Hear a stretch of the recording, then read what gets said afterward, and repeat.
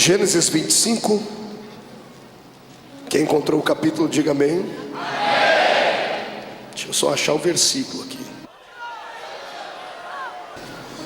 Depois nós vamos ler mais 2 versículos em outros capítulos do mesmo livro. Então não feche o livro até terminarmos a leitura. 25 e 26 de Gênesis diz assim: E depois nasceu o irmão, segurava com a mão o calcanhar de Esaú, por isso lhe chamaram Jacó. E era Isaque de 60 anos quando Rebeca lhes deu a luz. Diga comigo, Jacó. Jacó. Gênesis capítulo 27 e o versículo de número 19. Basta virar a Bíblia ou a página da sua Bíblia e você vai encontrar. Respondeu Jacó a seu pai: Eu sou Esaú, o teu primogênito. Fiz o que me ordenaste.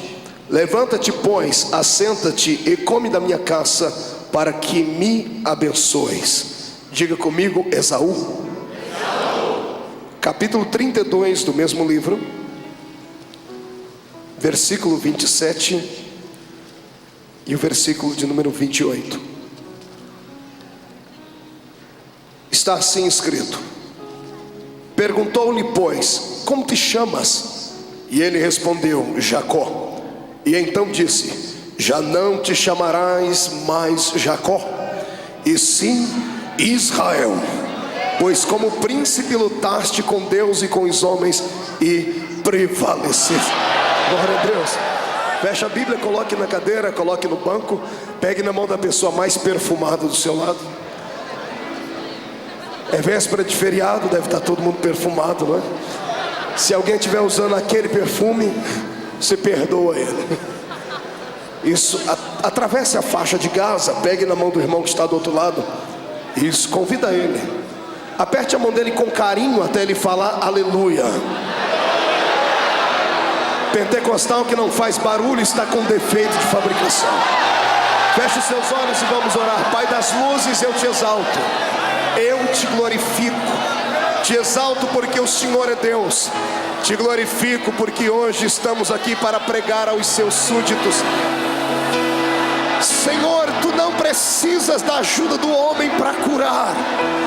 Tu não precisas da ajuda do homem para batizar com o Espírito Santo, porque tu és onipotente.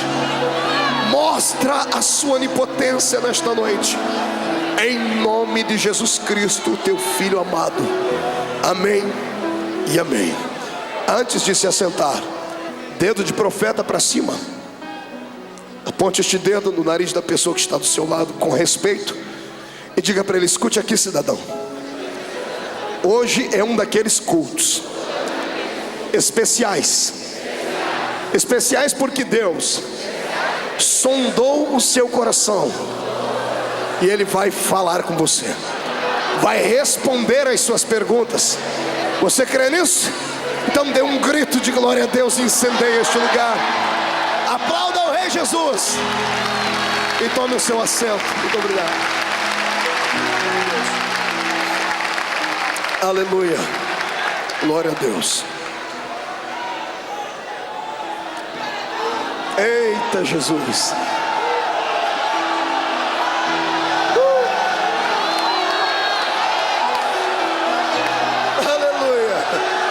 É hoje, Jesus.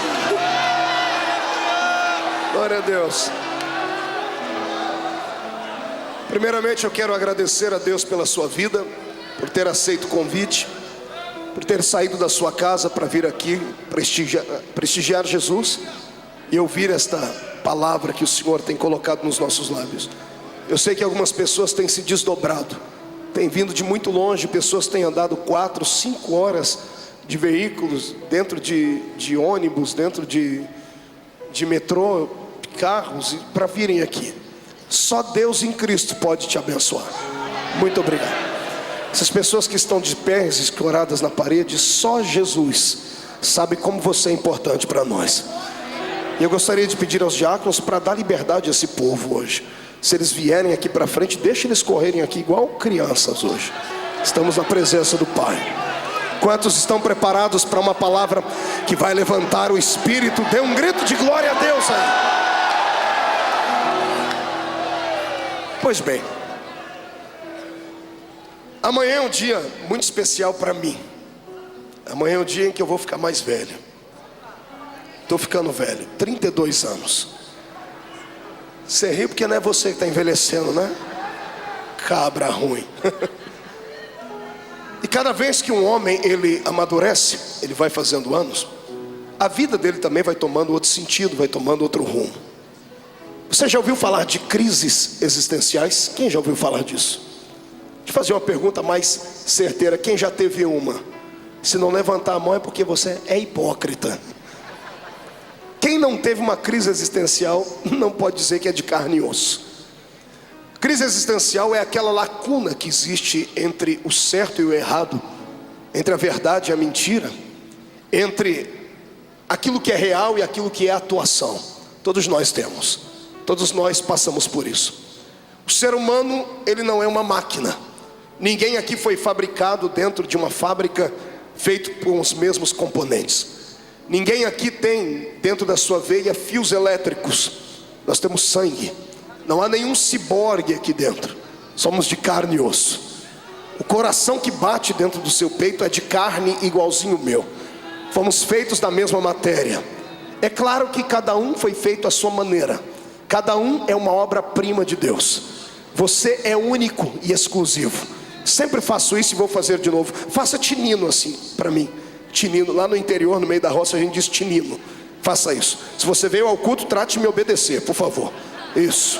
Levante o dedo, faça assim. Se o irmão do seu lado não fizer, pisa no dedão do pé dele, irmão. Fez assim? Agora traga perto dos seus olhos. Olhe para o seu dedão. Olhe para ele, não olhe para mim. Olhe para o seu dedão. O que é que você vê aí? Você está vendo uns risquinhos aí? Isso aí tem nome. Como é que se chama? Impressão? 1, 2, 3. Que povo inteligente. Agora olhe para mim. E olhe para o seu irmão, dê uma cotoveladinha nele, dê uma cotoveladinha de leve. Diga para ele, está vendo isso aqui? Mostra para ele. Igual a esse. É só esse. Não tem mais nenhum. Existem 7 bilhões de seres humanos no planeta Terra. Mas essa marca só você tem. Isso significa que você é original. Aqui não tem nenhum clone. Todos os que estão aqui só estão aqui porque Deus os escolheu. Deus tem uma história. É o Senhor quem escreve os capítulos e é Ele quem já determinou o final. Eu não sei o que está acontecendo no meio da história, mas o final é sinal de bênção. O final será de glória. Lá no final você vai receber o prêmio. Vai dar tudo certo. Eu creio nisso porque eu sirvo a um Deus que não brinca com o ser humano. Você não é um fantoche de Deus. Você não é um boneco na mão dele. Você é filho da graça do céu. Quando Deus olha do céu para a terra, aqui nessa noite para a capital paulista, quando Ele quer contar um segredo para alguém, Ele não vai até a Câmara Municipal e procurar a prefeita que tem autoridade, não. Quando Ele quer contar uma coisa muito bonita, algum segredo, algum mistério, Ele não vai na casa dos homens ricos dessa cidade, como o Dr. Silvio Santos, não. Quando Ele quer contar um segredo especial para alguém, Ele sabe onde você mora. É para você que Ele vai contar, porque você é especial. Só quem acredita que é especial, dá um grito para o inferno inteiro escutar. Eu sou especial. Mas somos de carne e osso. Somos uma criatura complexa. O ser humano, de tudo que Deus fez, talvez tenha sido por isso que foi feito por último, foi a criatura que mais deu trabalho para Deus fazer. Quando Deus quis fazer os anjos, Ele só gritou: haja seres angelicais, e eles existiram. Quando Deus foi fazer a mim e a você, Ele não disse apenas haja um ser humano. Ele trabalhou. Ele usou 2 matérias para fazer a mim e a você. Ele usou o barro e usou o espírito. O barro saiu da terra, o espírito saiu de dentro dele. Ele fez o barro, deixou o barro deitado no chão, foi nas narinas do barro e fez assim. Olhe para o seu irmão e diga para ele de novo: não se escandalize, mas eu saí de dentro de Deus. Você crê nisso? Então dê mais um grito de glória a Deus. Eu sou igual carralco, é difícil pegar, mas depois que pega a gente vai embora, não é? Pois bem, crises existenciais, todos têm. Eu me lembro que quando completei 30 anos, eu estava longe de casa, estava na casa de uns amigos no Rio de Janeiro, estava pregando lá, e eu recebi um e-mail muito melancólico de um outro amigo de infância, e ele foi lembrar do tempo que a gente brincava de bolinha de gude, e aquilo me deixou mal.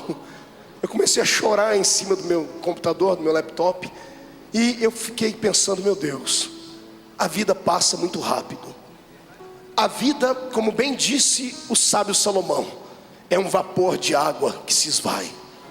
Maldito é o homem que pensa que vai viver para sempre na terra. Maldito é o ser humano que se estriba em cima da sua beleza, em cima da sua riqueza, em cima dos seus conhecimentos, porque tudo passa, tudo na vida passa. A única coisa que não passa é a esperança daqueles que foram salvos. Porque o apóstolo Pedro diz que a nossa fé não é apenas para esta vida. O cristianismo reflete para a eternidade. Hoje eu tenho a consciência de que estou na terra, mas não sou da terra. Tenho a consciência que estou aqui de passagem. Por isso eu não me importo se me chamam de louco, de fanático, de doido, de esquizofrênico. Não me importa a opinião alheia. O que me importa é aquilo que Deus diz acerca de mim. E Ele diz que eu sou um campeão. Ele diz que você é um campeão. Eu tenho certeza que os demônios, quando olham um crente alegre, fervoroso e cheio do Espírito, eles olham para o peito do crente e vêem uma faixa brilhante escrito campeões da luz. E aí acabou, Satanás está derrotado. Mas todo mundo tem os seus vales, todo mundo tem as suas crises. Enquanto eu estava pensando nisso, o Senhor disse para mim: fale para o meu povo nessa noite a história do único homem na Bíblia que tinha 3 nomes. O único homem na Bíblia que tinha 3 nomes. Nós lemos a história dele, lemos 3 fases da vida dele. Lemos a primeira fase no seu nascimento, lemos a segunda fase na sua adolescência, e lemos a terceira fase quando ele já era um homem maduro e já sabia o que queria. 3 acontecimentos na vida de um homem que tentou superar as crises da vida. As crises existenciais poderiam ser assim definidos ou comprimidos em uma única frase por algum psicólogo ou psicanalista, como Freud tentou explicar, sobre as 3 grandes perguntas da vida: quem sou, por que estou aqui e para onde vou. São as crises que nos acometem. São aqueles momentos e percalços que eu chamo de buracos negros na nossa vida, quando nós estamos sozinhos, isolados, longe daqueles que queremos bem, longe dos amigos, quando nós paramos para pensar e filosofar. O ser humano não devia filosofar, não devia ficar pensando no amanhã. A minha Bíblia diz que basta a cada dia o seu mal. Mas quando a gente começa a pensar no amanhã, a gente começa a ficar medroso. Começamos a enxergar barreiras, começamos a enxergar truculências na vida. Mas somos um ser complexo, como eu disse. Quando eu olho para a vida deste rapaz que nós vamos falar aqui, ao nascer, alguém olhou para a maneira como ele nasceu e colocaram o nome dele horrível, horripilante, só porque ele nasceu colado no calcanhar do irmão dele. Uma cultura judaica muito mística, onde usavam até mesmo a cabala. Eles olharam para o nascimento do menino e aliciaram o seu nascimento com o seu futuro. Só porque ele nasceu colado no calcanhar do irmão, porque ele era gêmeos, alguém disse assim: ele fez isso porque ele queria passar na frente do irmão dele. Ele fez isso porque ele queria puxar o irmão dele para dentro da barriga da mãe e sair primeiro, porque na tradição judaica imperava esta lei, a lei da primogenitura. O primeiro filho tinha o direito de herdar tudo aquilo que era do pai. O primeiro filho tinha o direito de herdar tudo aquilo que era da casa. E ele teve a graça, ou não sei como chamar isso, de ter um irmão gêmeo. Então a parteira e as pessoas que estavam perto, muito místicas, muito religiosas, quando viram o menino sair de dentro da barriga da mãe, puxando o outro pelo calcanhar, disseram: ele queria puxar o irmão para dentro, passar o irmão dele para trás, para ocupar o lugar dele. Aí colocaram o nome dele de Jacó. Diga comigo: Jacó. Pergunte para o seu irmão: você sabe o que significa Jacó? Jacó significa enganador, suplantador, desonesto. Se fosse no Nordeste, colocaria o nome de cabra safado. Foi esse o nome que deram para o menino. Agora imagine, use o seu intelecto, use o seu raciocínio. Vamos deixar o lado místico de lado e vamos usar um pouquinho do raciocínio humano. O que é que um bebê dentro do ventre da sua mãe sabe sobre a vida? O que é que um bebê dentro da sua mãe sabe acerca de primogenitura? Então, se olharmos por este prisma, vamos entender que essa história não passava de uma fábula religiosa judaica. As pessoas chamaram o menino por aquilo que ele mostrava aparentemente que seria, só porque, por causa de um ato dele nascer colado no calcanhar do seu irmão, colocaram o nome dele horrível que o acompanhou pelo resto da vida. As pessoas diziam que ele era um enganador. Talvez você nunca tenha pensado nisso, eu vou lhe ajudar a raciocinar. Imagina essa criança conforme foi crescendo. Não bastasse ser chamado de enganador, o irmãozinho que nasceu antes dele era peludo, era viril, e ele era de pele lisa. E já o pai, machista como todo judeu é. Você sabia que o judeu até hoje, o judeu mais ortodoxo, ele vai para o Muro das Lamentações, ele começa a fazer os seus mantras, a cantar os seus hinos e a orar, e ele diz assim: Deus, muito obrigado por eu ter nascido homem. Até hoje é assim. Você sabia que no Velho Testamento o valor de uma mulher equivalia à condição dela gerar filhos ou não? Se a mulher pudesse gerar filhos, ela tinha um valor. Outro sim, este valor tinha que ser um filho homem, porque se fosse uma filha mulher, ela seria repudiada pelo marido por 40 dias. Se fosse um menino que nascesse, apenas 7 dias o marido ficava longe dela, mas se fosse uma menina, era 40 dias, isso está escrito no livro de Levítico. Eles diziam que a mulher não era bênção para eles, então a mulher sempre ocupou um lugar estranho na história, talvez por causa do pecado de Adão e Eva, talvez por causa da influência de Eva sobre Adão. Eu imagino que toda essa história começou lá no Éden. Imagino que depois do pecado, Caim e Abel estavam crescendo, e na hora de jantar ou na hora de almoçar, os dois suados, com a mão cheia de calo, um olhar para o outro e falar: pai, conta para nós aquela história lá do jardim que o senhor morava.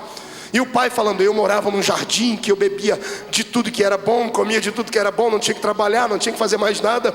E aí ele fala: pai, por que o senhor teve que sair do jardim mesmo? Eu imagino Adão dando uma olhadinha lá para a cozinha, Eva com a barriga encostada no fogão, ou encostada no tanque, lavando roupa. A culpada foi ela. Tenha nascido ali, talvez, essa ojeriza que o ser humano ou o homem sente pela mulher lá no Oriente.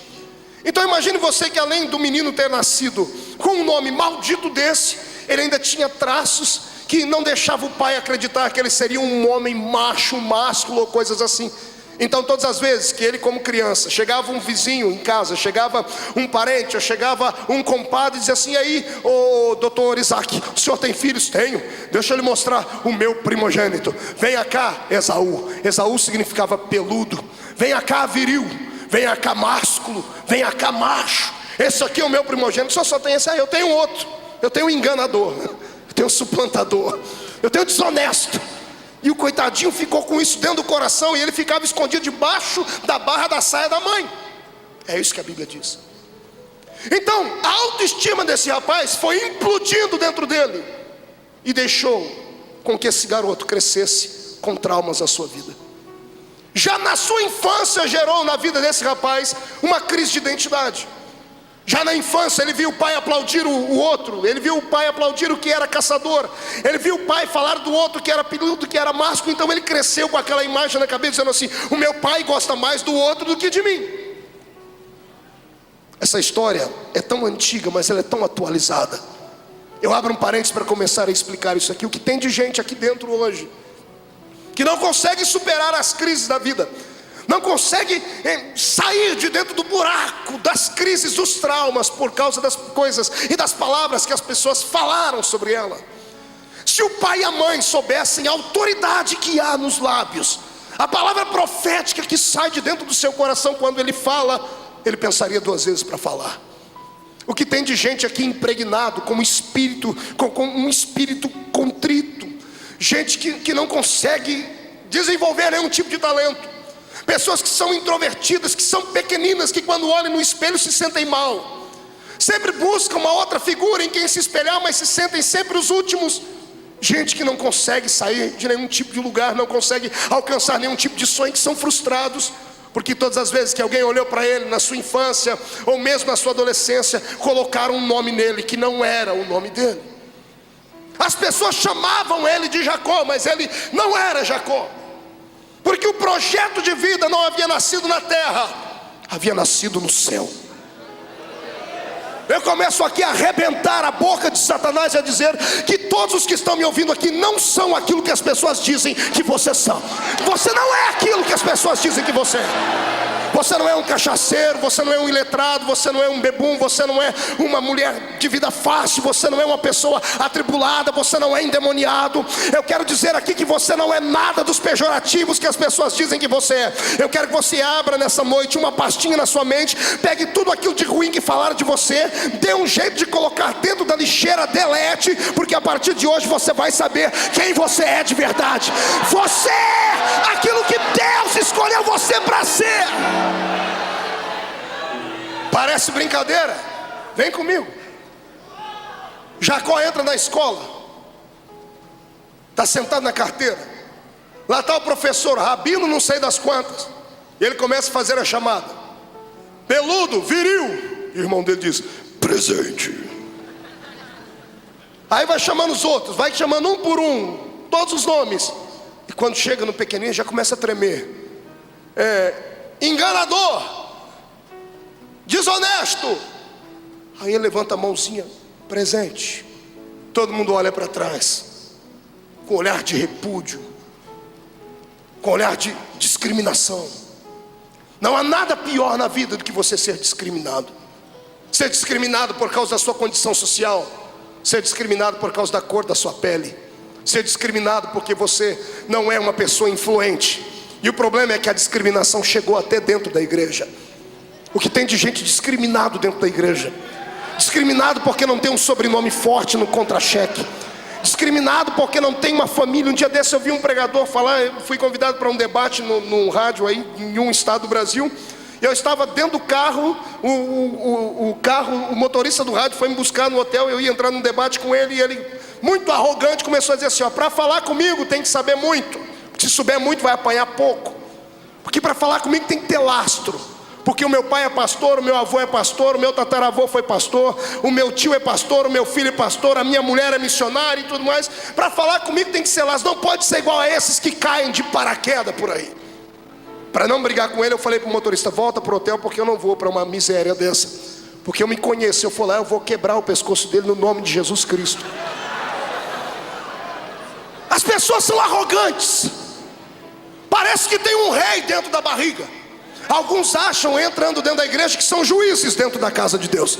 Se julgam superiores aos demais, acham que podem julgar, acham que podem falar tudo sobre o seu jeito de viver, acham que podem tocar nos seus usos e costumes. Eu quero que todos entendam que não existe nenhum juiz aqui na esfera humana. O único juiz que existe está sentado no trono. Em detalhe, antes dele julgar, temos que passar pelo advogado de defesa, que é Jesus Cristo, Senhor. É Ele quem defende, é Ele quem dá a palavra.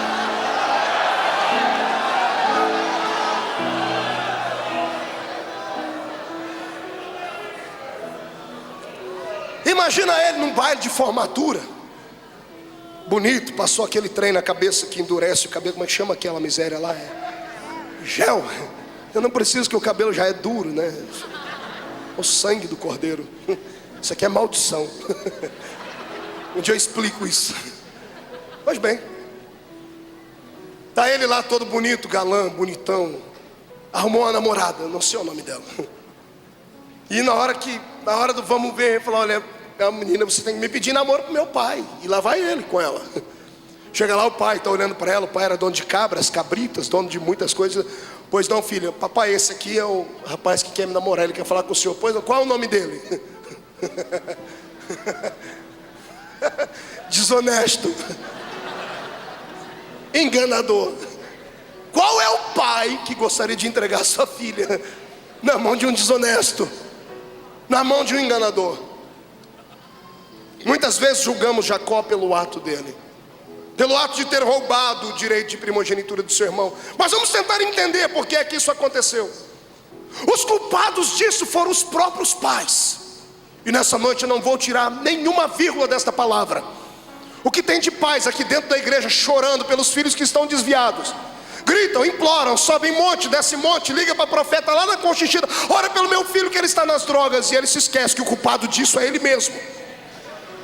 Se esquece que o caminho para o céu é estreito, mas o pai pega o filho e coloca o filho dentro de um funil.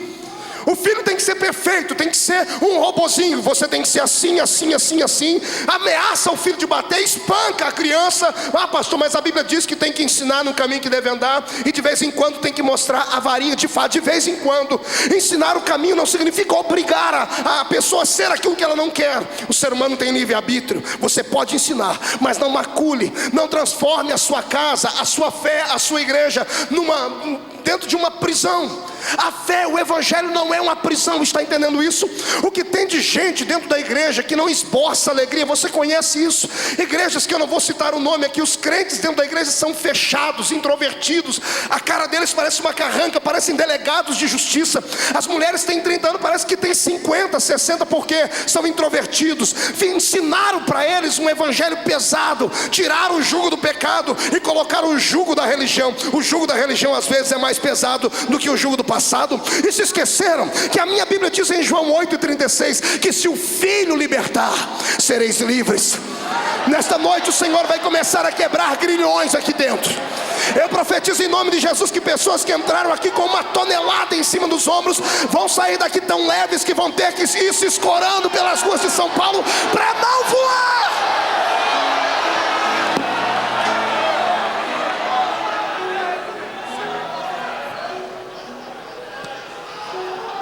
Esquentou. Eu quero nesta noite vir contra os demônios que provocam um sentimento de inferioridade. Se eu pudesse agarrá-los pelo pescoço, eu esganaria um por um deles, para eles tirarem as garras de cima da sua vida, porque eles não sabem com quem se meteram. Você não é aquilo que as pessoas dizem que você é. Você é projeto de Deus. Você é um projeto santo, você é um projeto perfeito. Deus não errou quando Ele te escolheu. Ele não errou. Pastor, mas Deus... Como é que Deus não errou? Pastor, olha a minha vida, eu não consigo ser santo, eu não consigo ser perfeito. Eu venho para a igreja, mas eu fico um pé aqui dentro, outro pé lá fora. Meu amigo, deixa-me lhe dizer a diferença entre Deus e o diabo. O diabo é igual um caranguejo, ele só anda para trás. Ele olha para você e só sabe falar do seu passado. Sabe por que é que Deus te deixa vivo? Porque Deus enxerga o futuro. Ai, que coisa linda! Quando Deus olhou para você, Ele enxergou o seu futuro. Sabe por que Deus não desistiu de você? Porque Ele enxerga além da visão humana. Acotovela o seu irmão e diga assim: ah, se Deus te mostrasse o que vai acontecer na sua vida daqui a 10 anos, daqui a 5 anos. Eu sei que muitos não podem ver, mas quem pode acreditar que será coisas boas? Então saia do chão para adorar.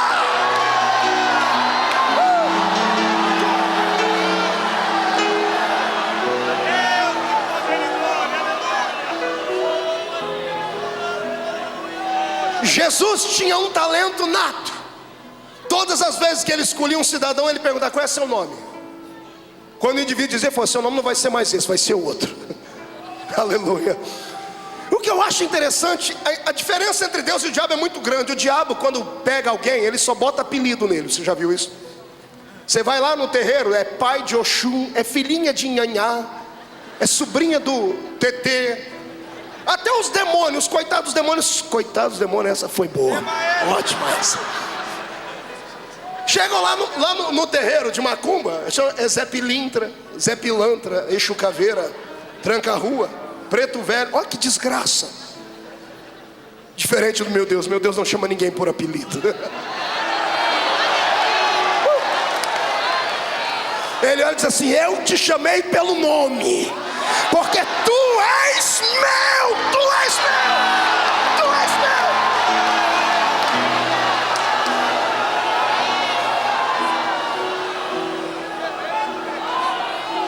Qual é seu nome mesmo? É Simão Bajonas. Não, a partir de hoje é Pedro, tá bom? Qual é seu nome? Meu nome é Saulo. Não, a partir de hoje vai ser Paulo. Porque eu troco os nomes. O Senhor, quando troca o nome, Ele dá uma outra identidade. Está preparado para receber uma nova identidade nessa noite? Hoje você vai ser filiado ao serviço secreto do céu. Já ouviu falar do FBI? Hoje você vai ser escolhido para ser um agente do FBI do céu. A partir de hoje, os demônios que quiserem conversar com você vão ter que marcar audiência, e para falar com você vai ter que ser de joelho, porque você foi escolhido para a vitória.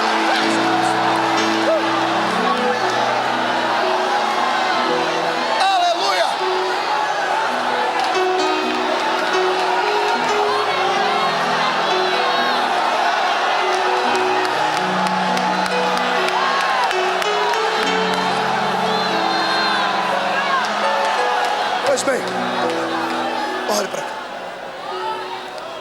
Esse pedaço da vida de Jacó jogou ele no lixo, jogou ele na lama. Ele não tinha aptidões para o futuro. Ele não conseguia traçar um objetivo para o amanhã. Ele dormia e acordava. Passava o dia todo pensando em ser como o irmão. Porque o irmão era. O pai havia feito tudo para o irmão ser, mas ele era o patinho feio da história. E isso gerou nele um sentimento de dor tão grande, que fez com que ele se tornasse naquilo que as pessoas haviam dito que ele era. Palavras têm poder. Eu quero falar para os pais: cuidado com o que você fala para o seu filho. Se você pudesse hoje chegar com a sua esposa em casa, esperar o bebê dormir, ou o filho adolescente, não importa a idade dele, estender as mãos sobre eles, primeiro pedir a Deus perdão por tudo que falou de obra contrária contra o filho, e abençoar o seu filho. Não se assuste se amanhã o filho rebelde se levantar para ser um pregador da palavra. Não se assuste, porque palavras têm poder. Essa história de maldição não é brincadeira, gente. A família da minha mãe são em 6 irmãs, 5 irmãs e um irmão, melhor dizendo. Meu avô sempre foi um cachaceiro inveterado. A maldita da manguaça é uma tribulação na vida dele. Era, porque Jesus libertou ele. Meu avô bebeu quase 70 anos. Hoje ele tem 85 anos, não bebe mais. E quando eu chego lá ele diz: ora por mim, meu neto. Eu abençoo ele em nome de Jesus. Mas meu avô lançou palavras contra as filhas e contra o meu tio. Na hora da ira, na hora da raiva, na hora de estar bêbado, na hora em que o espírito maligno se apossava dele. E ele dizia que nenhuma das filhas seria uma bênção, nenhuma das filhas seria uma mulher direita. Pois interessante, as 5 mulheres da família, nenhuma se casou. A única que se casou, largou. E para viver bem, teve que, depois de largar, voltou com o marido e não casou mais. Diante da lei, ela vive maritalmente com o mesmo homem que era casada. Mas nenhuma delas se casou, inclusive a minha mãe. Minha mãe foi fiel ao adultério 33 anos. Nenhuma delas se dá conta na vida sentimental, porque nenhuma delas entregou a vida a Jesus Cristo.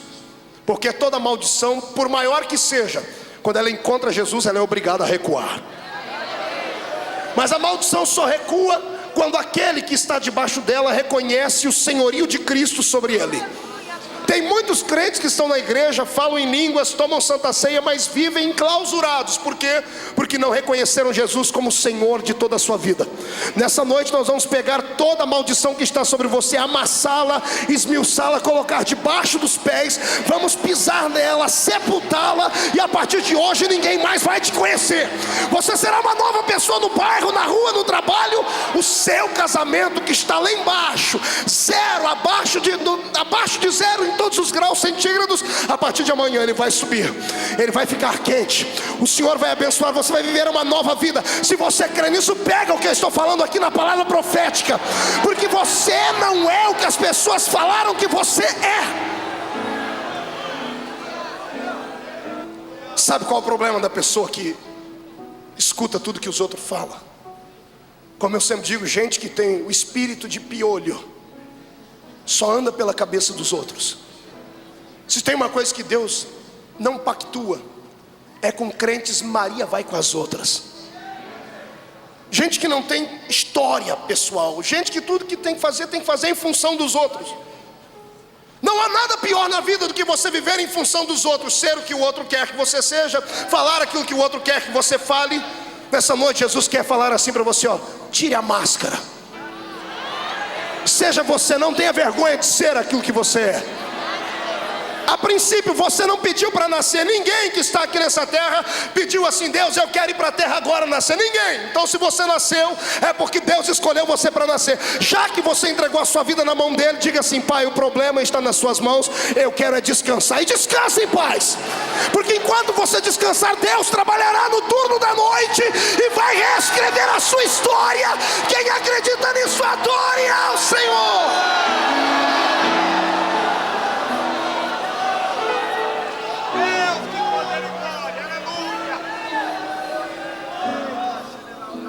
Aquilo deixou Jacó tão oprimido, por causa do primeiro nome.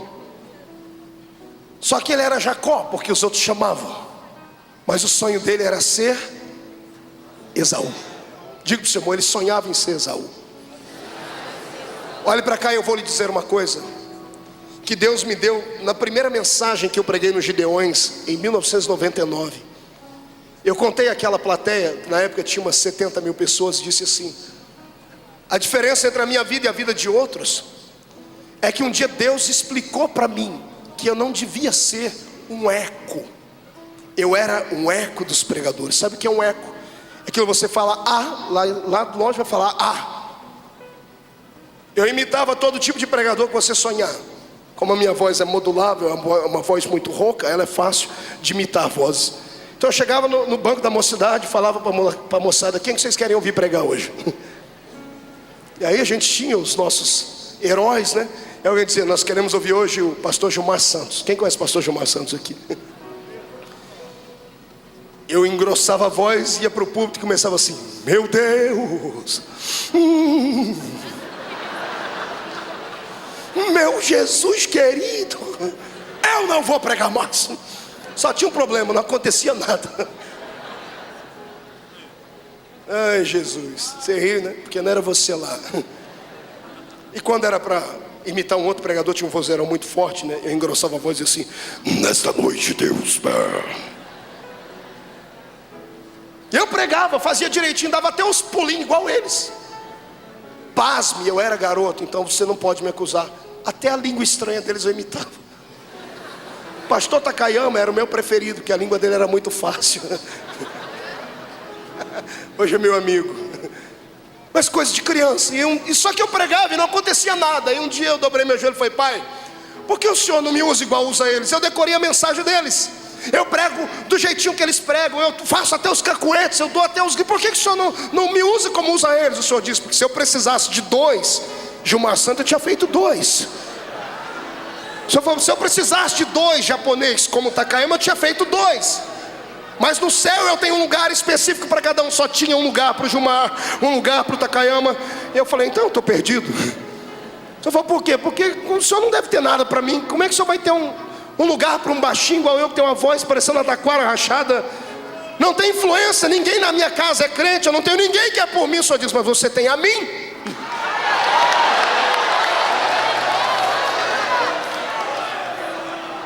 Para que falar com os empregados se você tem acesso livre para falar com o patrão? Para que ficar discutindo com a secretária quando você tem o número do celular do chefe? Vai direto à fonte, fala com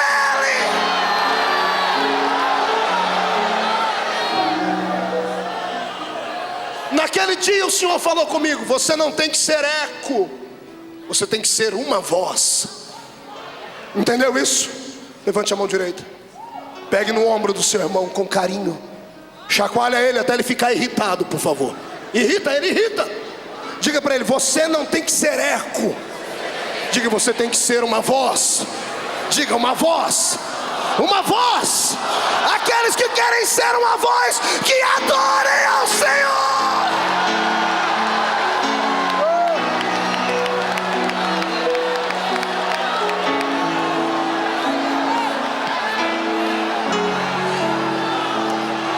Fica desse jeito.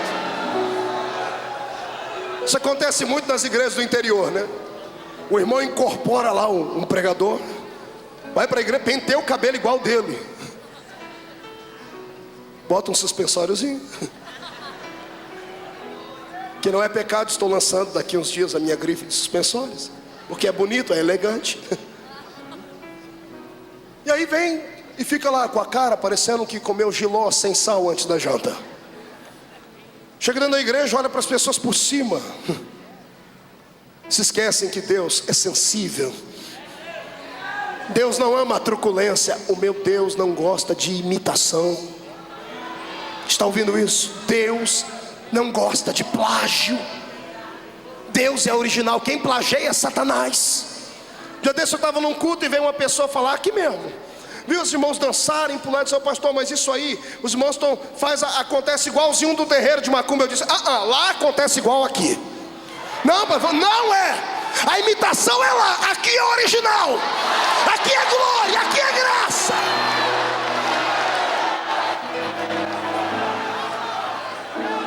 Está entendendo? Você não tem que ser uma imitação barata. Cá para nós, imitação barata dura pouco. Você sabe disso.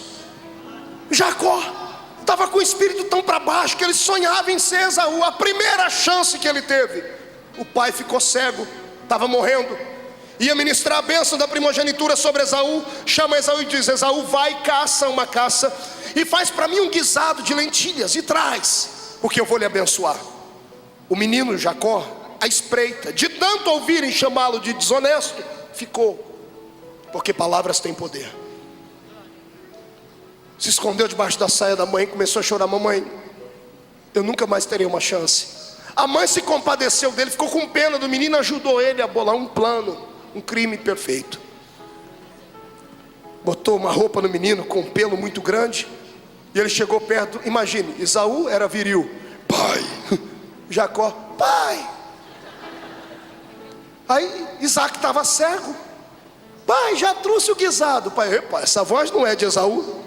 Traz o seu braço aqui, deixa eu ver se você é peludo. Quando o pai tocou, você é peludo, você deve estar rouco, deve estar com problema de garganta. Qual é seu nome? Ele encheu o peito e disse: meu nome é Esaú. Aqui entra a segunda fase dele. É a pior coisa da vida de uma pessoa, é quando ela perde a identidade dela, quando ela não sabe mais quem ela é. Quando entra dentro de um culto, a pessoa era pentecostal há 500 anos atrás. Aí depois que se intelectualizou, entrou dentro da igreja, virou uma geladeira humana. Você fica olhando para esses bambambãs que tem por aí, esses homens que acham que são donos de igreja, acham que tem todo o conhecimento na cabeça, só por causa das teologias, e aí vem e fala coisa bonita, mas que não toca o coração. Aí olha o que aconteceu com você, virou um iceberg humano. Vem para a igreja, acontece milagre em cima de você, cai neve em cima de você.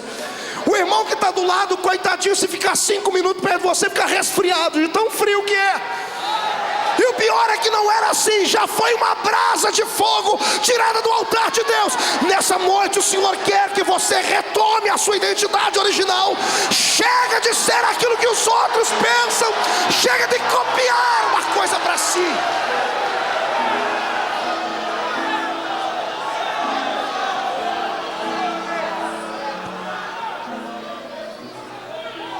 Escute,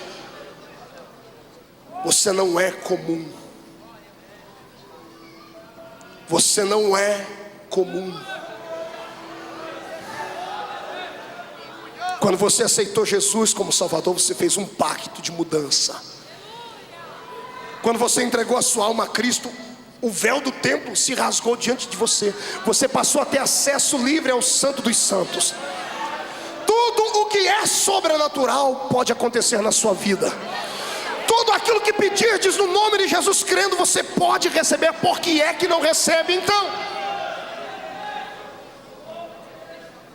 Porque ou fica pensando naquilo que as pessoas falaram para você: não, eu sou o Jacó mesmo, e acabou. Ou vem para a igreja e fala: não, eu quero ser igual aquele outro. Não, eu sou o outro, incorpora, eu sou aquele. E não é nada, você não é nenhuma coisa e não é outra. E fica vendido dentro da igreja. Se espelha no casamento da amiga para ter o seu casamento. Assiste a novela e tenta imitar até os beijos da novela para ver se funciona. Compra revistinhas de romance para ver se consegue soletrar alguma poesia de Shakespeare e falar: to be or not to be, ser ou não ser. Ei, lá no interior a gente usa uma expressão que é da roça. A gente diz assim: eu confio no meu taco.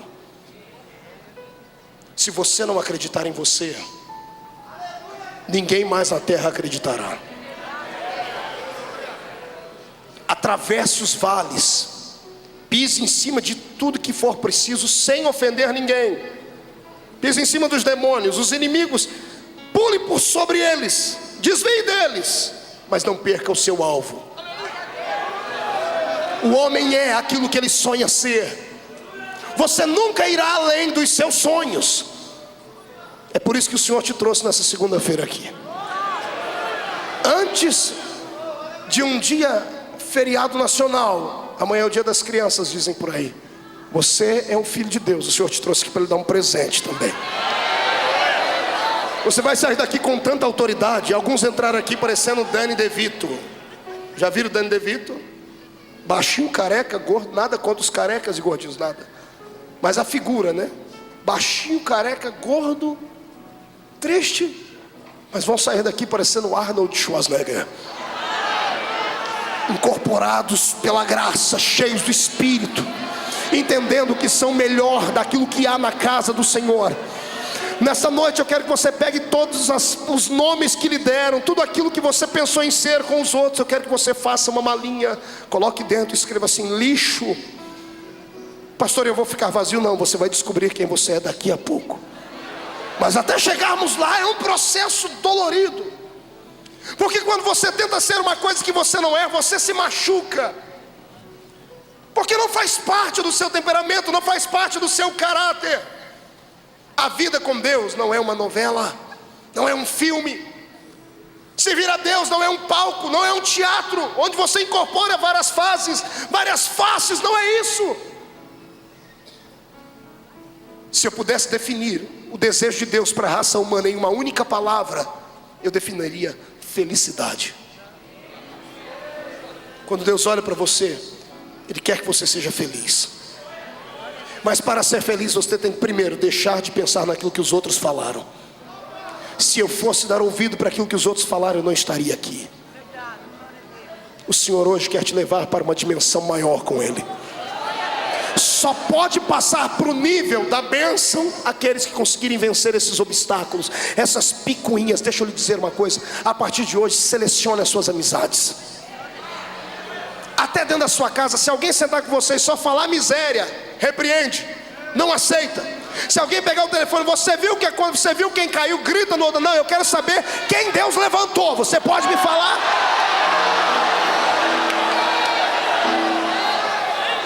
Irmãos, eu falo isso com muito carinho. Não tem um povo mais abençoado do que crente, mas também não tem um povo mais fofoqueiro do que crente. Oh, raça! Meu Deus do céu, esses dias me ligou um irmão lá dos quintos dos infernos. Pastor, você ouviu o que aconteceu lá? Eu falei, ô filho do cão com a pombagira, eu te repreendo. Chega de falar coisas ruins, pare! Isso é um terrorismo. Satanás não consegue entrar aqui com chifre e cauda, ele entra dentro de você. Pessoas que emprestam a boca para o diabo, emprestam o ouvido para o diabo. Você já percebeu que tem pessoas que quando conversa com você acaba o seu dia? É triste. Tem gente que você senta perto dele, irmão, você pode falar o que for de bênção, pode pregar 40 milagre, ele abriu a boca e falou uma palavra, te desanima. O bicho está carregado. Eu não gosto muito disso, mas eu vou te aconselhar a fazer uma sessão de descarrego. Se não quiser caminhar pelo vale do sal, abra o seu coração, porque Jesus quer limpar ele hoje aqui.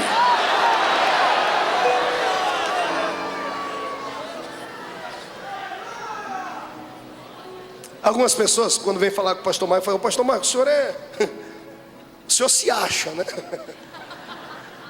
Eu falei: eu me acho a bala que matou John Kennedy, a única. Porque se eu não me achar, quem vai me achar? Se eu não me amar, se eu não gostar daquilo que Deus fez na minha vida, quem é que vai gostar? Por isso que antes de eu ter uma opinião alheia, eu tenho a minha opinião própria. Está entendendo? Deus quer que você faça isso hoje. Sabe o que vai acontecer com algumas pessoas aqui? Amanhã, quando acordarem e olharem no espelho, vão deixar toda a depressão de lado. Quando tomar um banho hoje à noite ou amanhã, tudo aquilo que não presta vai sair junto com o banho. Se ame. Você é a imagem de Deus. Você é semelhança do Altíssimo. Vou dizer uma coisa que você não acredita: quando Satanás te olha, ele se morde de inveja. Eu já preguei isso aqui. Ele era um anjo que regia o coral. era o adorador mor, era o príncipe do louvor, caiu, despencou, perdeu o lugar dele. Deus não colocou nenhum anjo no lugar dele. Deus veio na terra e fez você. Aí quando Deus acabou de fazer o homem, Deus enfiou a mão no bolso e tirou um negócio brilhante. Sabe o que é isso, Adão? Era o que era de Lúcifer. Era o dom de me adorar. Era dele. Ele perdeu, eu não dei para mais ninguém. Tô para você.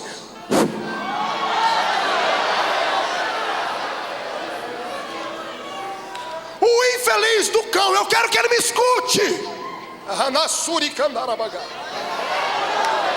Porque amanhã ele será adorado nesse país do Oiapoque ao Chuí. Então hoje eu quero que ele durma. Se é que ele durma, eu quero que ele durma com a orelha quente. Eu quero que ele saiba que existe um povo que não aceita o domínio dele, porque ele é derrotado.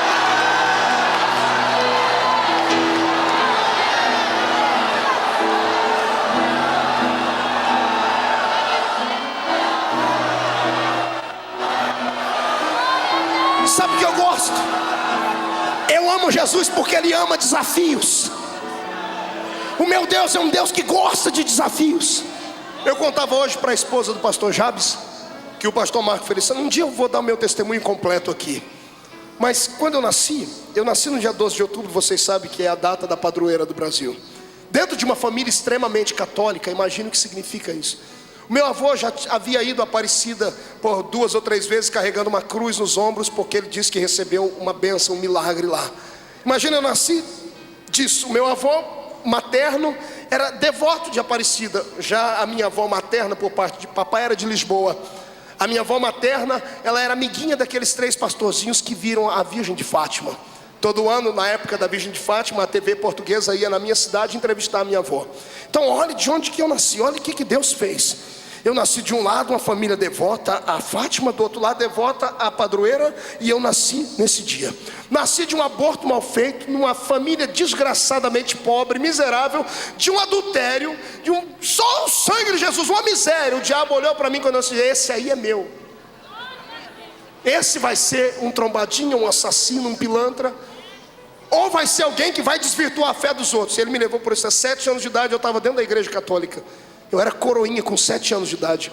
Fui o primeiro menino do estado de São Paulo a fazer a primeira comunhão com 11 anos de idade. Imagine, eu ia ser um padre Marcelo Rossi da vida. Estava lá dentro. O diabo disse: pronto, eu tenho alguém. Aí Jesus fala: a palavra final é minha.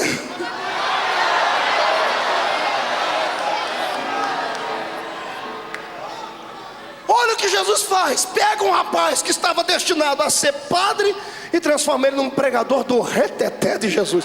E eu acho...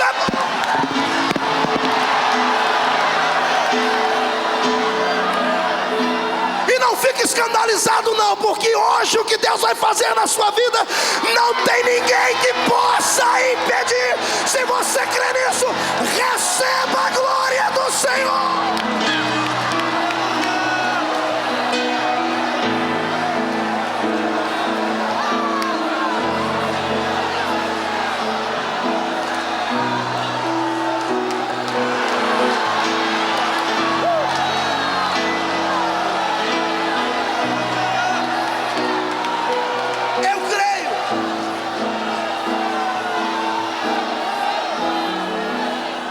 Mãozinha direita para cima. Agora nas costas da pessoa. Você faz um carinho nele, vai no ouvidinho dele bem melancólico e diz assim para ele: você não precisa ser Esaú. Diga: Esaú é muito pouco. Diga: Deus tem mais para você. Quem crê que Deus tem mais para ele?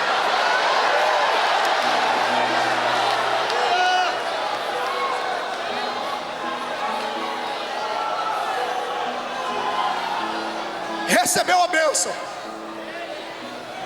enganou o pai,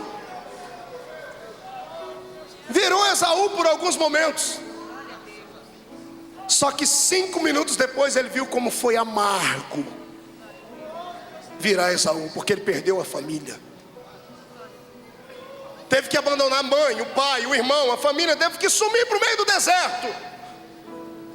Ele vai para o meio do deserto chorando. Vai para o meio do deserto com a pergunta aqui dentro: quem sou eu? chamam de Jacó, eu nunca gostei desse nome. Tentei ser Esaú, também não prestou. Who I am, Jesus.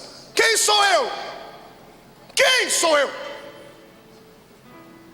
Ele cansa. Está no meio do deserto, não deu tempo, na correria, não deu tempo de levar nenhum travesseiro. Está abatido, angustiado igual você. No meio do deserto. Sem ninguém por você. Ninguém acredita em mais nada do que você fala. A sociedade te discrimina. A sua família já lhe deu ultimato. Não há mais esperança, aparentemente falando. Não tem nenhum travesseiro para reclinar a cabeça. Está dormindo em cima de uma pedra. Mas como eu disse, quem escreve a história não é o homem. A cabeça está em cima da pedra, doendo. E lá em cima no céu tem alguém trabalhando. Abre uma porta no céu e uma escadaria de ouro vem descendo no meio do deserto. Do lado do menino deitado, cabeça na pedra, vem descendo os anjos. Vem descendo e subindo. Descendo e subindo. E ele acorda no meio do sono, no meio do sonho, no meio da visão. E ele diz assim: este lugar não é outro lugar senão a casa de Deus, a porta dos céus. Ele continuou a vida dele. Sabe qual é o problema do ser humano? É que ele empurra os problemas com a barriga. A gente protela as coisas. Não temos coragem de assumir os nossos erros. Fomos macho para pecar, não somos macho para assumir. Foste fêmea, foste audaciosa para concluir os seus desejos, e agora não tem mais coragem de assumir e dizer que que fez. Deus nunca procurou super-homens para usar. Todo homem que Deus usou era de carne e osso, feito da mesma matéria que a gente. Existem 3 homens na Bíblia que Deus fez comentários acerca deles. Deus não era de fazer comentário. Deus sempre foi reservado acerca de elogiar alguém. Mas 3 deles ele elogiou. Um deles ele disse assim: esse homem é o homem mais manso da terra. O outro ele disse assim: é um homem segundo o meu coração. E o outro ele disse assim: este é meu amigo. E isto lhe foi imputado por justiça e se tornou amigo de Deus. Moisés, Davi e Abraão. Eu olho para esses homens e eu me estremeço. Não pelo que eles eram, mas pela intimidade que tinham com Deus. Eu descobri que tem uma raça, e não se assuste, dentro da igreja e na fé, que são xodó de Deus. Tem gente que é um xodózinho de Jeová. Pastor, mas Deus não faz acepção. Não faz acepção para salvar. Salvar, ele salva o rico, o pobre, o negro, o branco, o pobre, o magro, o gordo. Ele não faz acepção. Vinde a mim vós, os que estáis cansados, eu alivio. Agora quando estão perto dele, aí ele escolhe a dedo alguém que pode reclinar no peito dele, igual João. Para subir no monte da revelação, ele tinha 12, mas só 3 ia com ele. Vem cá, Pedro, Tiago e João. Está entendendo isso? Tem alguns aqui no meio que você não pode tocar neles. Eu sei que você não entende o que acontece na vida dele ou dela. Pastor, eu jejuo, eu consagro, o outro não faz nada disso. Tudo que ele põe a mão dá certo. Ei, a culpa não é sua nem dele. É xodó de Deus, vai fazer o quê? Vai fazer o quê? Não sinta inveja. Conquiste Deus. Deus ama pessoas românticas. Isso, agora eu fui profundo. Diga comigo, romance. Diga, Deus ama românticos. Pergunte para mim por quê, pastor? Porque ninguém entende mais de amor do que Deus. Ele amou o mundo de tal maneira, ninguém entende mais de amor do que ele. E sabe o que é que alguém que é romântico gosta? De uma outra alma romântica. Davi tinha um monte de defeito. O homem segundo o coração de Deus se apaixonou por um amor proibido. Teve um caso com a mulher Batseba. O marido veio, a mulher engravidou, ele ficou perdido, ele arquitetou, ele foi truculento, ele arrumou uma situação tétrica. Ele disse: esse homem tem que morrer. Ele botou Urias na frente da batalha para morrer, além de adulterar, que já é um pecado imoral. Ele pega o marido da mulher e manda matar. Para esse Deus disse assim: esse homem é um homem segundo o meu coração. O outro que ele chamou de manso, que era Moisés, o homem mais manso da terra, matou um com a mão e enterrou na areia. Abraão, que era amigo de Deus, contou uma mentira tão terrível que quase acabou com o reino do Egito. Abimeleque e a família dele, todos os homens ficaram com uma doença quase incurável, porque ele mentiu. E a minha Bíblia diz que quem mente é filho de quem? Eu não ouvi. Quem mente é filho de quem? Então calma aí. O homem para quem Deus fez uma promessa grande, que nele seriam benditos todos da terra, era um mentiroso. O outro que escreveu a metade dos salmos e é o nosso herói, era um adúltero e homicida. E o outro que era manso, que tirou o povo do Egito até a terra prometida, matou um com a mão e enterrou na areia. O dia que eu estudei isso, eu fiquei louco. Eu disse: Deus, o que é que esses homens têm que eu não tenho? O Senhor disse para mim: eles tinham os pecados deles, mas eram sinceros. A sinceridade reinava na alma deles. O pecado de Davi foi feio, mas pode ler na Bíblia que ele nunca escondeu de ninguém. Está aqui para qualquer um ler. Ele confessou o erro dele e ainda disse assim: Deus, não retira de mim o seu reino. Foi isso que ele disse. Senhor, não retire de mim as belas mulheres. Foi isso que ele disse. Senhor, não retire de mim as riquezas. Senhor, não retire de mim a fama. Que ele disse: não retire de mim o quê? Oh, Deus ama pessoas que são românticas e poetas. Você não tem que ser um super-homem no reino espiritual, mas você tem que ser pelo menos um poeta. Que é um poeta, pastor? É alguém que salmodia. É alguém que senta debaixo de uma árvore, pega uma lira e começa a dizer: o Senhor é o meu pastor e nada me faltará. É alguém que não tem medo de olhar para cima e dizer: Jesus, eu te amo. Alguém que não tem vergonha de chegar no meio da rua, na empresa, no trabalho, na escola, na televisão e dizer assim: eu sou apaixonado por Jesus Cristo. E se te chamarem de fanático, as favas com eles. Você não deve nada a ninguém. Você é especial. Existem algumas pessoas aqui que são especiais, por isso Deus trouxe aqui para falar esta palavra. Você sabe que eu sou pregador de avivamento, eu gosto de barulho, de grito. Hoje Jesus disse: não, eu quero curar as crises existenciais, porque senão eles não vão saber me adorar. Você não é Jacó, você também não é Esaú. Pergunte para mim: quem sou eu, pastor? Eu não ouvi. Pergunte: quem sou eu, pastor?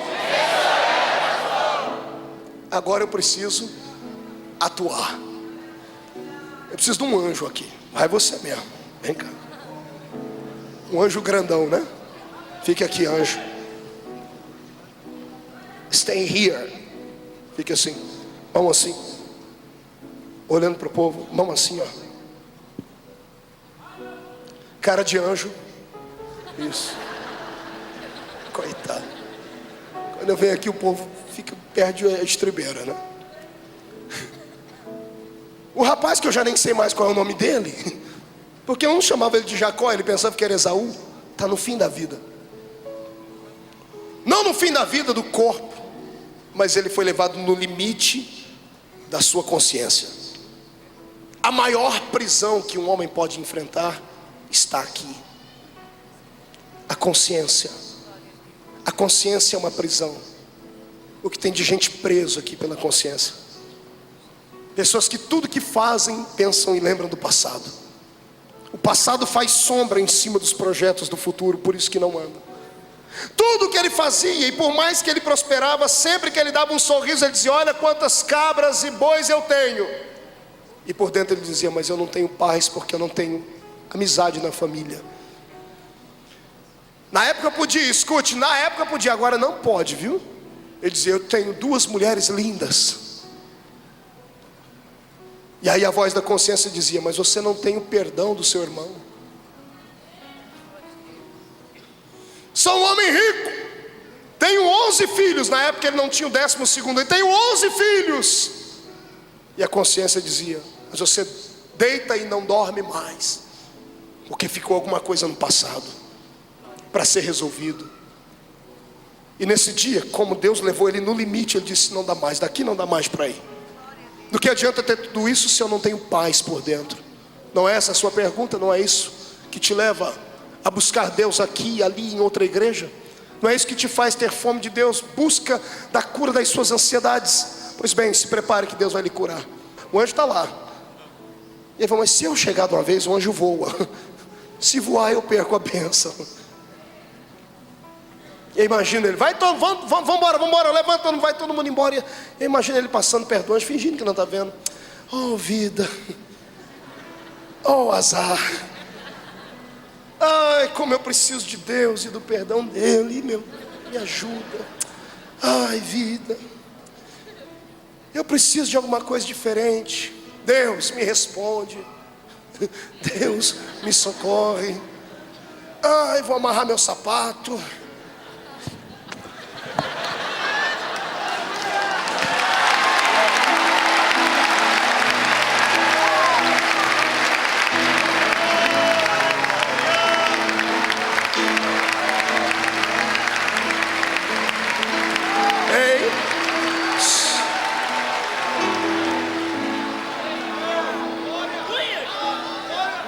O senhor é da terra? Não. De onde o senhor é? Do céu. Assim, me deixa embora daqui. Me deixe embora daqui. Mas o senhor não é anjo? Voa. Tenta voar, tenta, pode tentar.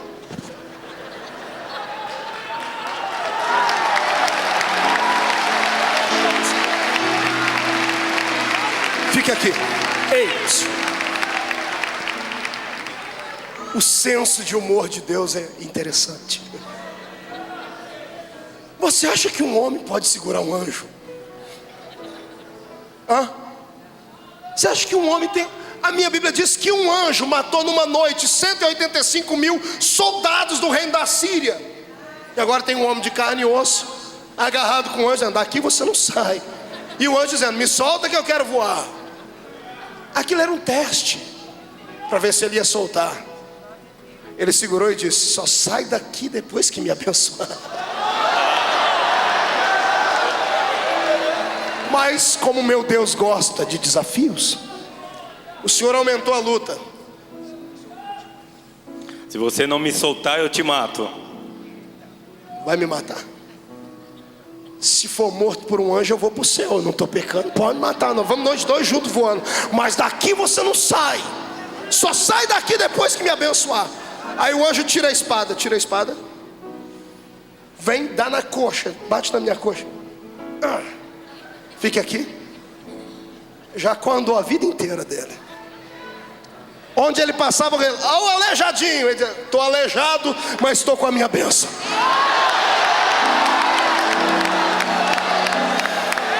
Eu não estou nem aí para quem me chama de aleijado. Eu sei que a bênção está comigo e ninguém me toma. A bênção está contigo, recebe.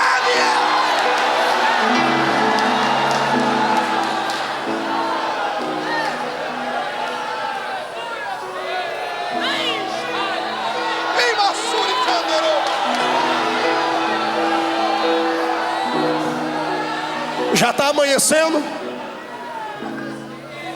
Jacó não larga o anjo de jeito nenhum. O anjo percebe que as forças dele estão esvaindo, então ele dá um jeito logo de adiantar. Você não vai me soltar? De jeito nenhum. Qual é o seu nome? Isso jogou um balde de água fria nele. Fica aqui. Pô, de novo. A vida inteira. Esse foi meu problema. A vida toda a crise dele era o nome dele. Agora, além dos homens, um anjo pergunta, qual é seu nome? Detalhe, deixa eu te explicar. Esse não era um anjo comum. Era o próprio Jesus. Era Jesus que estava do lado dele. Foi Jesus que feriu a coxa dele para deixar uma marca. Por quê? Porque ele não dá uma bênção que não custe nada a ninguém. Entende isso? Deus não quer gerar filhinhos de papai. Aquilo que não custa nada não vale nada. Se você quer receber a bênção de mão beijada, vai catar coquinho na primeira descida que você encontrar em São Paulo. Aqui é lugar para gente que tem coragem de batalhar. Se não trabalhar, não recebe. Se não pagar o preço, não leva a bênção.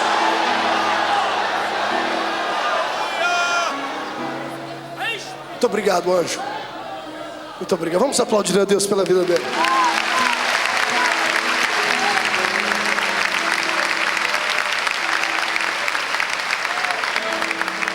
Esteja de pé comigo. Pegue na mão do seu irmão.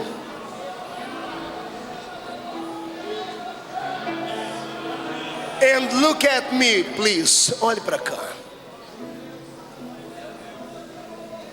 Quando o anjo perguntou para ele qual era o nome dele, ele podia ter dito Esaú, mas ele sabia que não havia legitimidade nesse nome. Então ele reconhece o que ele era, ou naquilo que ele havia se transformado. Ele não nasceu Jacó, mas ele virou Jacó no meio do caminho. Enganou o pai, enganou o irmão. E quando Deus perguntou para ele qual é seu nome, ele não negou. Ele disse: meu nome é Jacó. Sou um desonesto, um enganador. Jesus olhou nos olhos dele. Eu imagino o Senhor dando um sorriso, dizendo: você passou no teste. Vamos prolongar o diálogo dos dois. Por que eu passei no teste, Senhor? Porque você mentiu para os homens, mas para mim você não mentiu. Você foi sincero para mim. Era tudo que eu queria. Eu não procuro gente que tenha força, eu procuro gente que tenha vontade, coragem. Você não negou a sua natureza. Você disse que é um enganador. Jacó não é? Sim, Senhor. Agora eu vou lhe contar um segredo, Jacó. Um segredo que está guardado desde a fundação do mundo. Um segredo antes de você nascer, antes de todo mundo lhe conhecer. Qual o segredo, Senhor? O seu nome nunca foi Jacó. O seu nome nunca foi Esaú. Não, Senhor, qual é meu nome? O seu nome é príncipe. Como é? O seu nome é Israel. O seu nome é príncipe, porque lutaste com os homens, lutaste comigo e prevaleceste.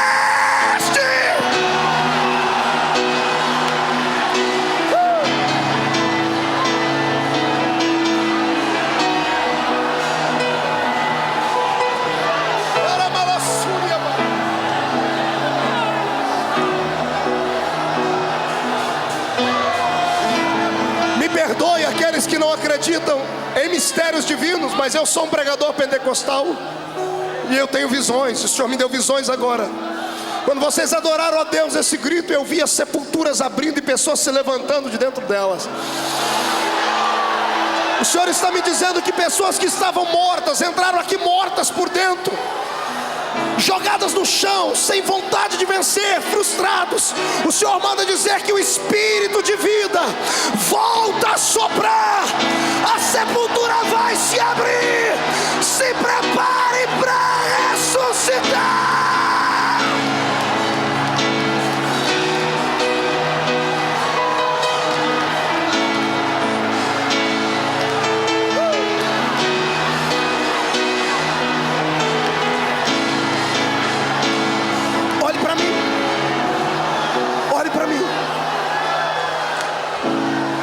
Se terminar esse culto hoje, estamos dizendo hoje porque a palavra está aplicando hoje. Semana que vem pode vir aqui pedir oração. Se você vier pedir oração para mim aqui hoje, eu vou te chamar a sua atenção. Porque você pode ter entrado aqui como Jacó, mas vai sair daqui como Israel. Príncipe não pede ajuda, príncipe ordena. Príncipe tem alguém para lhe servir. Príncipe não mora na favela, mora no palácio. Príncipe não come aquilo que sobra, come do bom e do melhor. Você nessa noite vai dormir no palácio.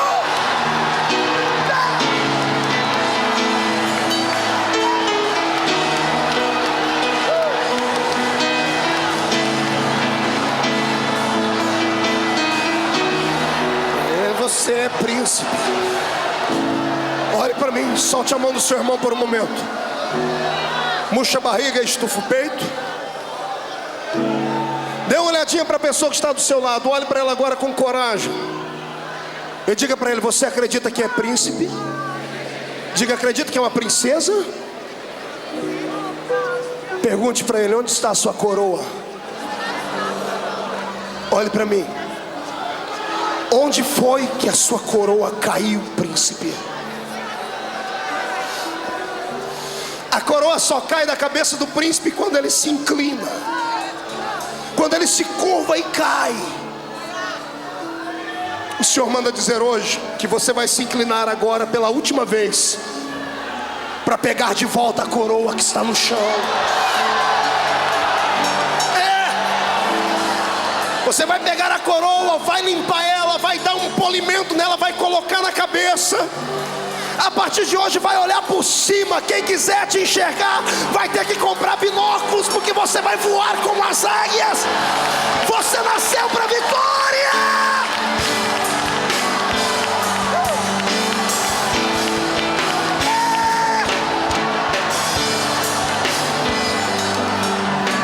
Segura um pouquinho. Fecha os olhos. Fecha os olhos. Eu quero nessa noite aqui na frente, antes de vir, escute. Eu quero pessoas que sofrem com um sentimento de inferioridade. Pessoas que sofrem com acusações das pessoas. Gente que está sendo caluniada. Gente que tem o nome sujo na praça. Pastor, o que o senhor está falando? Eu estou falando de milagre. Você não é o que o Serasa diz. Pastor, mas meu nome não me importa. Meu Jesus vai dar um jeito de tirar o seu nome de lá. Pastor, mas o senhor é louco? Não, eu sou homem de fé. Eu quero que você venha aqui. Você que não me importa o que você tenha sido, não me importa o que as pessoas veem em você. Eu quero aqui pessoas que querem sair daqui como príncipes. Se puderem ficar de pé, eu agradeço. Venha. Vai chover.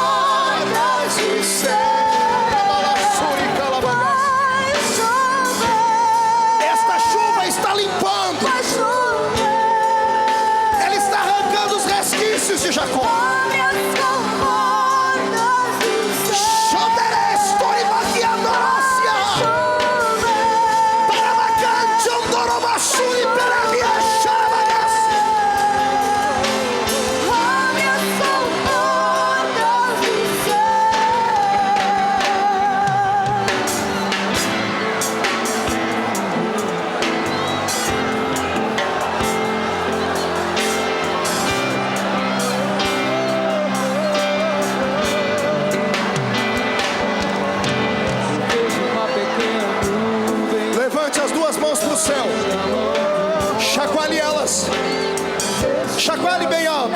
Faça uma tomada disso, cinegrafista. Chacoalhe ela. Eu profetizo em nome de Jesus que descerá sobre a palma da sua mão agora uma unção de glória, uma unção de prosperidade. O Senhor está entregando uma nova identidade nas suas mãos. Recebe ela. Recebe ela. Agora coloque as suas mãos em alguém. Que a tua chuva vai descer. Vai chover. Escute. Coloque as suas duas mãos para cima. Eu quero que você escolha uma pessoa, porque você vai tocá-la agora. Mas não toque ainda, escolha alguém. Olhe para o irmão e peça licença. Diga para ele: eu posso te abençoar? Diga: eu entrei como Jacó, mas já sou Israel. E príncipe pode abençoar. Levante as mãos. Coloque as suas mãos de forma profética sobre a pessoa e diga para ela: em nome de Jesus, você não é mais a mesma pessoa. Você não é o que dizem de você. Você não é o que você pensa que é. Você é aquilo que Deus escolheu você para ser. Ore com ela.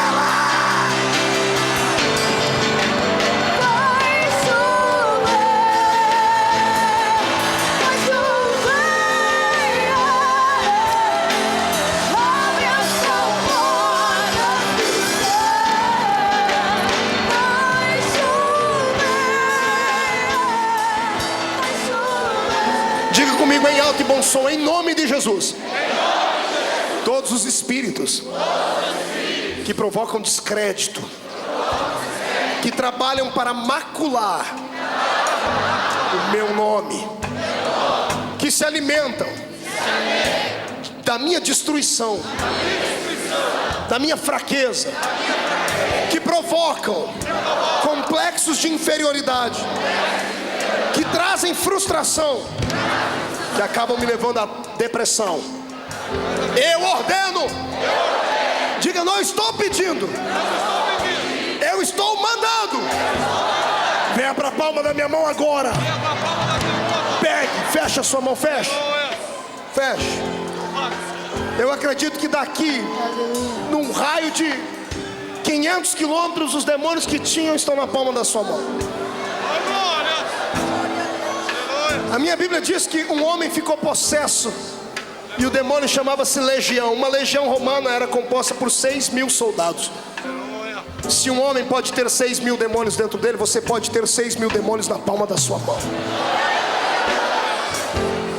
O que eu vou dizer agora eu nunca disse. Até o seu vizinho vai ser abençoado. Até o cachorrinho que está doente vai ser curado. Não, eu vou mais. Aquela planta que não nasce vai brotar. Porque os demônios que provocam isso estão na palma. Segura eles. Você está curado por dentro. 1,5. Pode pegar a caixinha de Lexotan, os antidepressivos, aquilo que não te faz dormir, pode jogar dentro do vaso sanitário e dar descarga. Eu não estou falando isso de maneira irresponsável, digo isso pela fé, porque o espírito abalado está recebendo a potência de Deus hoje. 2, há um avivamento chegando na sua casa, mas é tão grande que vai assustar. 2,5. Como príncipe, se prepare para ter uma vida de príncipe. Se prepare para ter o seu palácio e seus súditos. Se prepare para a bênção. 2,75. Satanás é pobre, desgraçado e miserável.